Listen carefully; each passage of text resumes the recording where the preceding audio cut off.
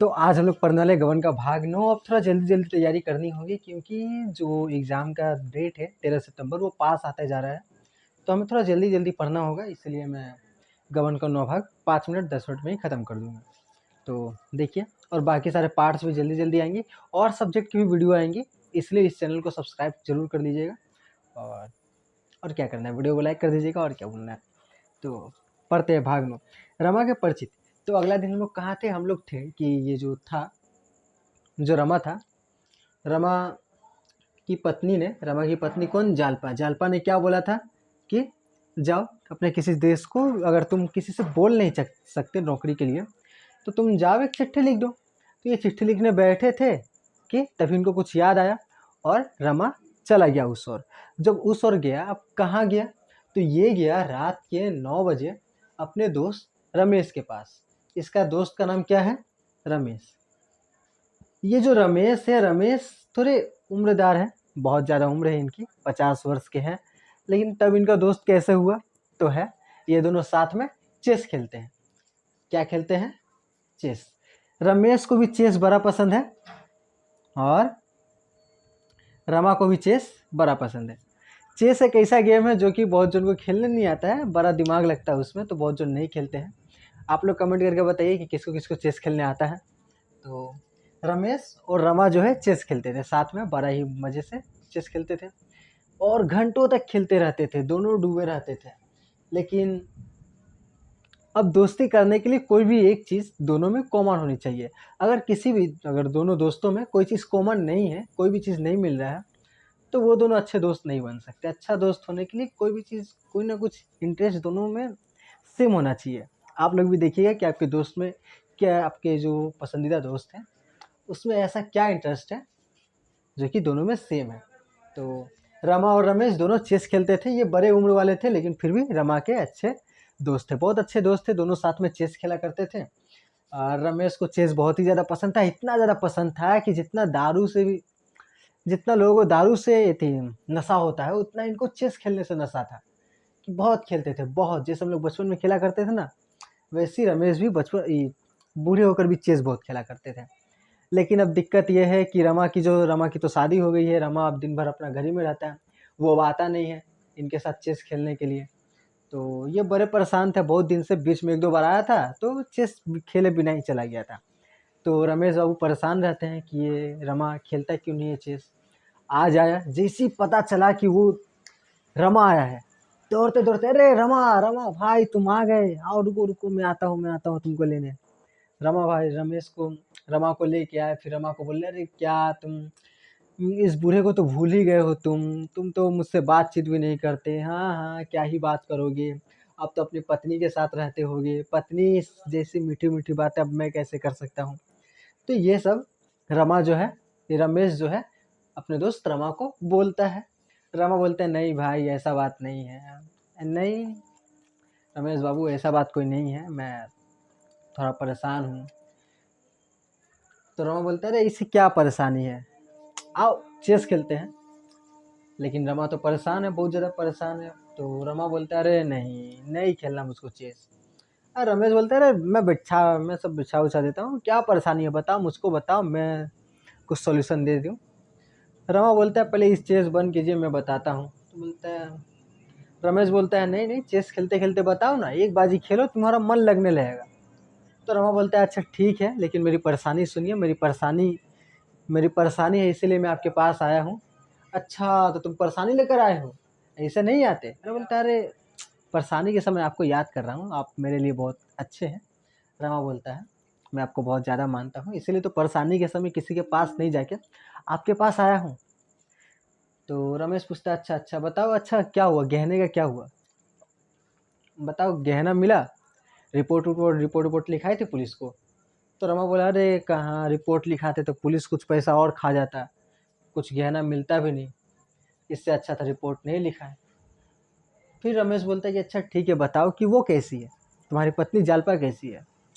तो रमा बोलता है, अरे पूछिए मत, जब से गहना चोरी हुआ है खाना ही नहीं खाती है, खाना नहीं खाती, ना मुझसे आज अभी तक अच्छे से बात की है, ना घर वाले से बात करती है, ना किसी से बात करती, क्या करती है, दिन भर घर में पड़ी रहती है।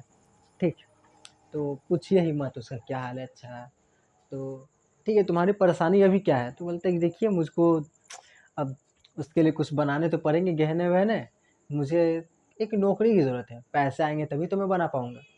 बोले अच्छा नौकरी की ज़रूरत है, ठीक है। तो वो लोग चेस खेल रहा है, तो चेस खेलते खेलते बोलता है कि हाँ एक जगह है, वहाँ पर मैं तुमको नौकरी में लगा सकता हूँ, मेरे ही दफ्तर में।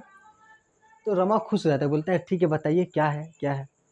बोलता है हाँ ठीक है, काम तो है लेकिन 30 रुपया महीना मिलेगा। रमा बोलता है 30 रुपया? 30 रुपया महीना तो कम है। 30 रुपया महीना, तो 30 रुपया महीना तो कम है।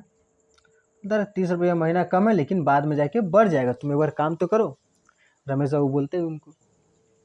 तो रमा बोलता है अच्छा ठीक है आप बोलते हैं तो मैं कर लेता हूँ। फिर रमेश बाबू बोलते हैं, और इसी खेलते खेलते उसका ध्यान तो भटका दे रहे हैं, और रमा उनका ये जो रमेश बाबू है उनके दान को माने हरा दे रहे हैं, आउट कर दे रहे उसके, उनके जो पासे हैं उनके जो मोहरे हैं उनको मारते जा रहे हैं, बात बात पे फंसा के उलझा के। तो 30 रुपया का महीना है, तुम काम करो, और वो जो जो जगह है वो अच्छे पैसे वाली जगह है। तो जो जगह है वो अच्छी पैसे वाली जगह है, वो जो काम कर रहे हैं माने वहाँ पर रिश्वत आएगा, अच्छा से रिश्वत आता है। जो पहले वहाँ काम करते थे उनका नाम था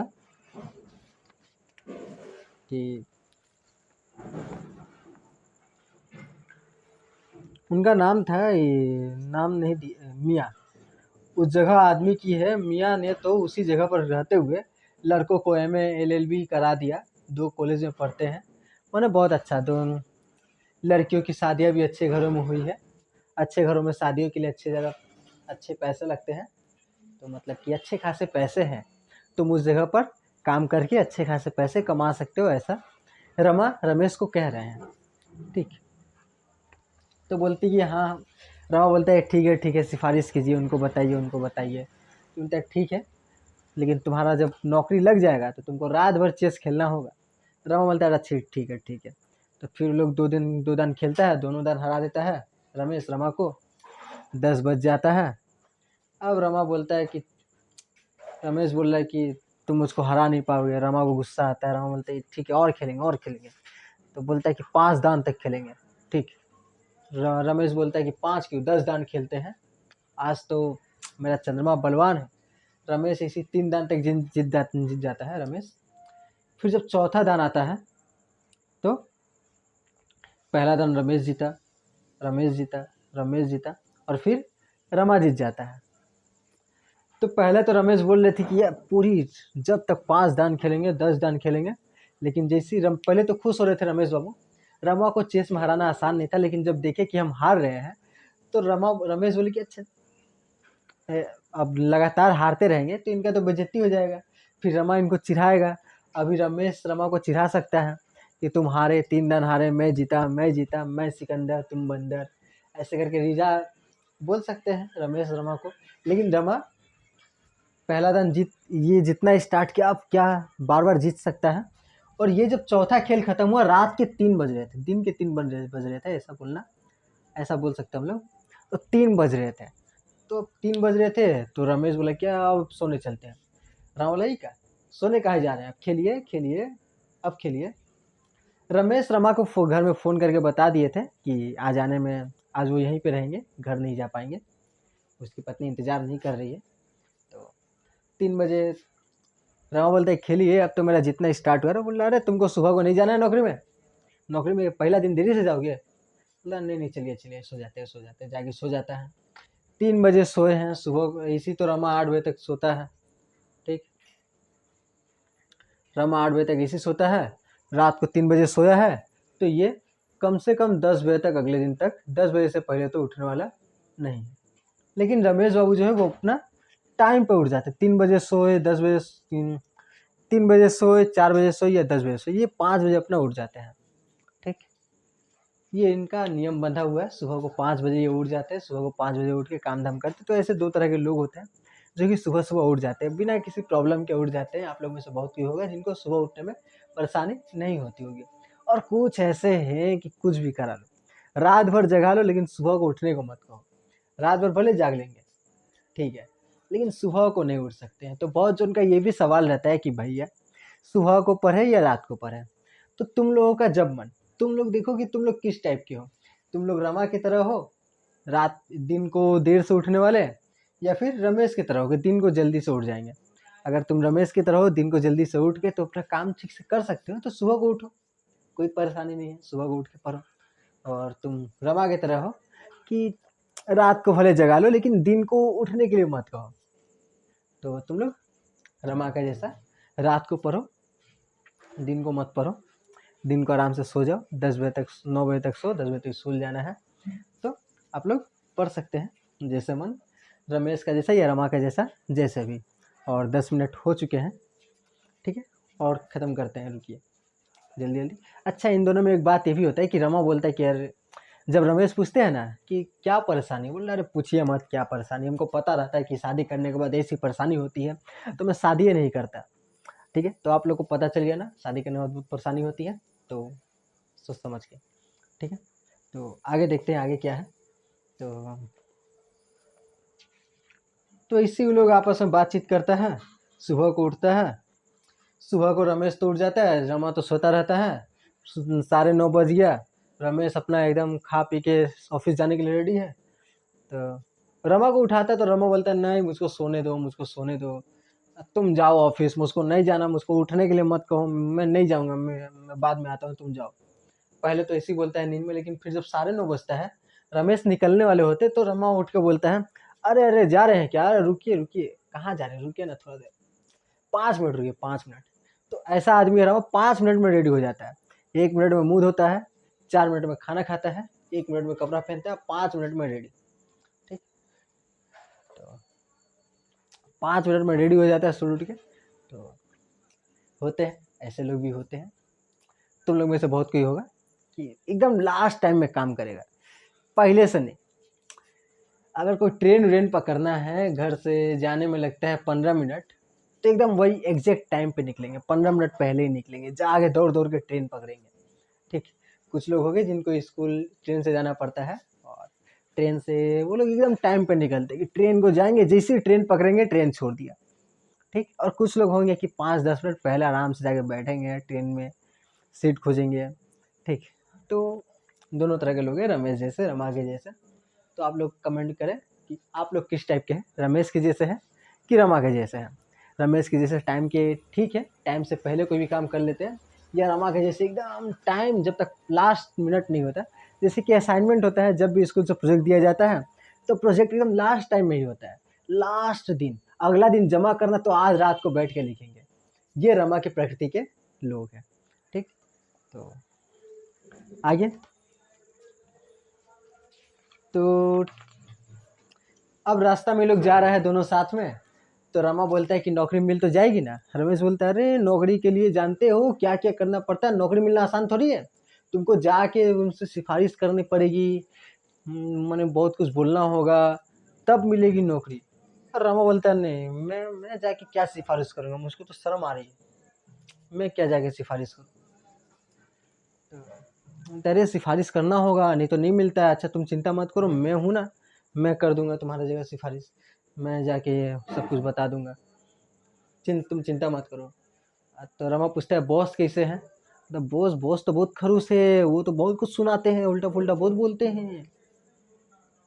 तो मैं तो नहीं जाऊँगा, मैं ऐसा काम नहीं करूँगा भाई, मैं तो सुन नहीं सकता किसी की भी बोली, मुझको मेरे पापा की बोली नहीं समझ में, मैं नहीं सुनता, मैं उनकी बोली क्या सुनूंगा।